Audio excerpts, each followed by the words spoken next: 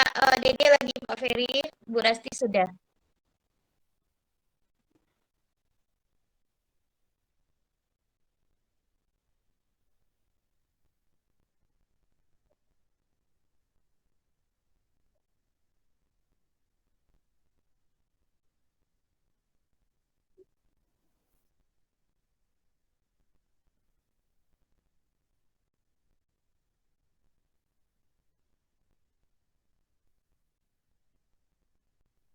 Oke, terima kasih. Assalamualaikum warahmatullahi wabarakatuh.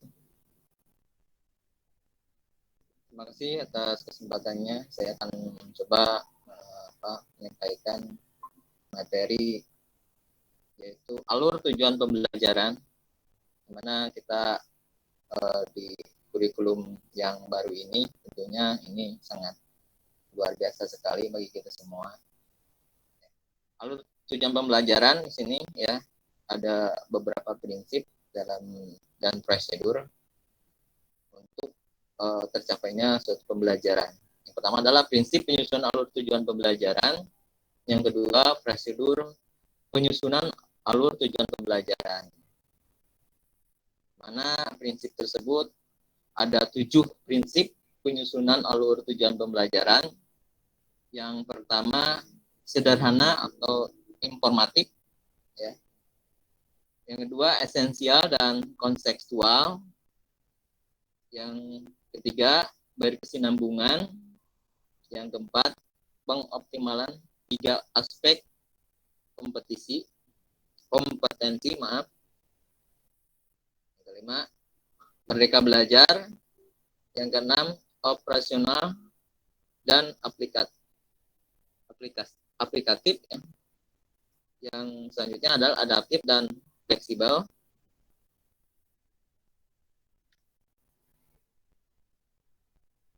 Ya, itu salah satu mungkin alur tujuan pembelajaran di mana di kegiatan kita harus bisa tentunya merangkai alur tujuan pembelajaran. Sisi lain mungkin ini ada satu pertanyaan.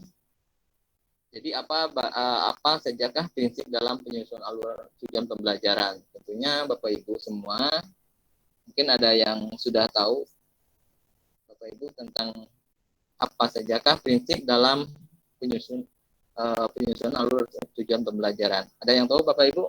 Mungkin bisa menjelaskan.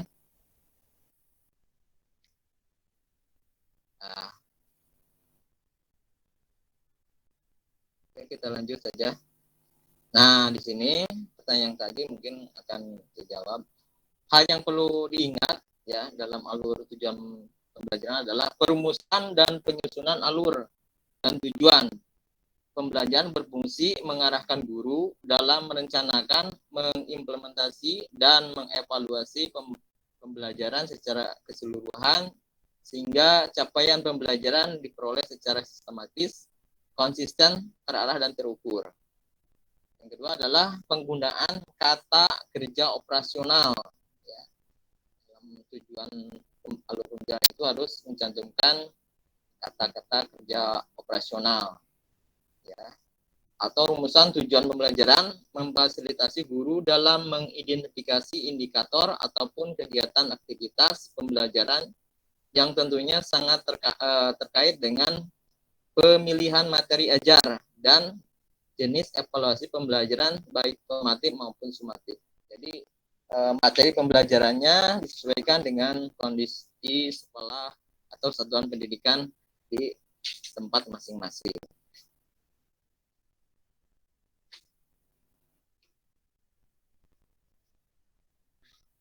Oke, selanjutnya adalah ada prosedur penyusunan alur tujuan pembelajaran, yaitu tergolong ada 7. Yang pertama adalah melakukan analisis CV atau capaian pembelajaran yang memuat materi dan kompetensi, pengetahuan, keterampilan, dan sikap. Ada beberapa fase, diantaranya fase A, fase B, fase C, fase D, ya, fase E dan fase F. Di mana fase-fase tersebut itu untuk di beberapa jenjang tentunya atau tingkatan. Untuk fase A untuk kelas 1 dan 2, kelas B itu untuk kelas 3 dan 4, fase C untuk kelas 5 dan kelas 6, fase D yaitu untuk kelas 7, 8, dan 9, fase E itu untuk kelas 10, fase F itu untuk kelas 11 dan 12. Ya. Selanjutnya yang kedua adalah identifikasi kompetensi-kompetensi di akhir fase dan kompetensi sebelumnya yang perlu dikuasai yaitu oleh peserta didik mencapai kompetensi akhir fase, ya itu yang perlu kita ketahui. Yang ketiga adalah melakukan analisis setiap elemen dan satuan suplemen profil pelajar Pancasila yang sesuai dengan mata pelajaran atau CP atau capaian pembelajaran pada fase tersebut. Ada 6 dimensi, yaitu 1 beriman, ya, dalam profil Pancasila itu adalah beriman, bertakwa kepada Tuhan Yang Maha Esa, berakhlak mulia, mandiri, ya, bergotong royong, berkebinekaan global, bernalar kritis, dan kreatif. Itu merupakan profil Pancasila yang akan diterapkan pada peserta didik. Baik, selanjutnya yang keempat adalah berdasarkan identifikasi kompetensi-kompetensi inti di akhir fase, rumusan tujuan pembelajaran dengan mempertimbangkan kompetensi yang akan dicapai. Jadi kita harus melihat atau mempertimbangkan kompetensi yang akan dicapai dalam kegiatan pembelajaran, ya.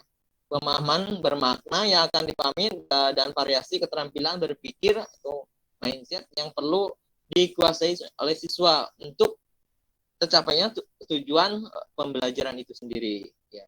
Yang kelima, setelah tujuan pembelajaran dirumuskan atau susunan tujuan pembelajaran secara linear sebagaimana urutan kegiatan pembelajaran yang dilakukan dalam kegiatan sehari-hari. Jadi pembelajaran itu harus namanya fleksibel, ya, tidak terpaku, ya, ke dalam yang sudah tertuang dalam kompetensi tersebut, melainkan kita harus menyesuaikan pembelajaran itu di lingkungan satuan pendidikan tersebut. Kesediaan sarana prasarana, mungkin salah satu penunjang biasanya sekolah itu faktor penunjangnya itu kegiatan pembelajaran itu di dalam sarana dan prasarana atau penguasaan di bidang teknologi dan lain sebagainya. Yang keenam, tentukan lingkungan materi dan materi utama setiap tujuan pembelajaran. Jadi kita harus menentukan dulu materi yang mana yang relevan dalam kegiatan pembelajaran tersebut, ya. Yang selanjutnya, yang ketujuh adalah berdasarkan perumusan, ya, TP, tentukan TP itu tujuan pembelajaran, tentukan jumlah jam pelajaran yang diperlukan, berapa jam berkaitan dengan keluasan materi tersebut dalam kegiatan pembelajaran tersebut, sehingga kita bisa mengatur alur-alur tujuan pembelajaran agar tujuan pembelajaran itu tercapai. Demikian pembahasan dari saya. Barangkali ada yang mau menambahkan, silahkan kembalikan dulu ke moderator. Terima kasih. Assalamualaikum warahmatullahi wabarakatuh.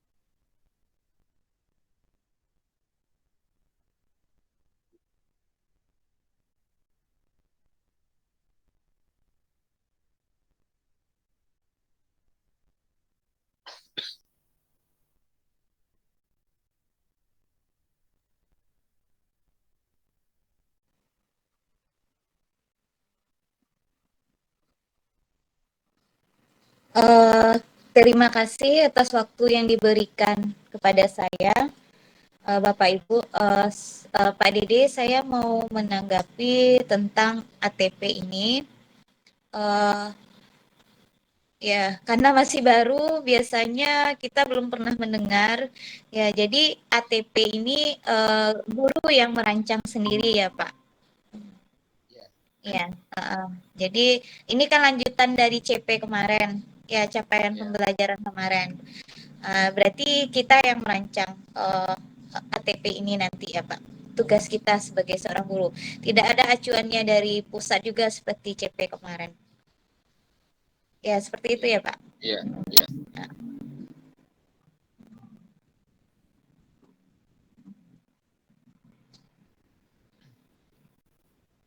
Oke. Dalam yang terima kasih Bu Rika yang sudah memberikan tanggapannya.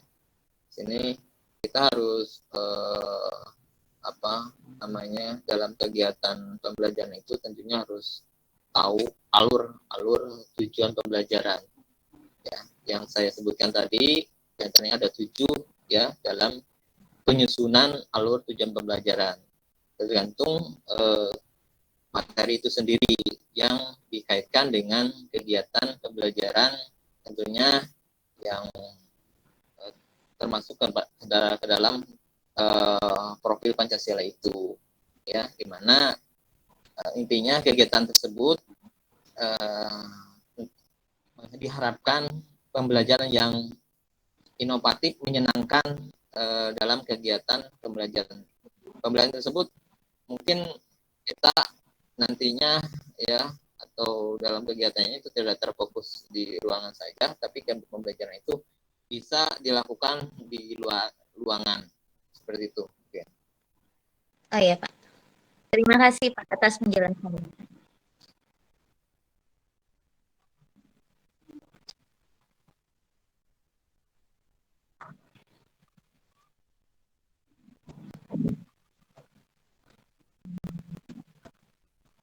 Waalaikumsalam.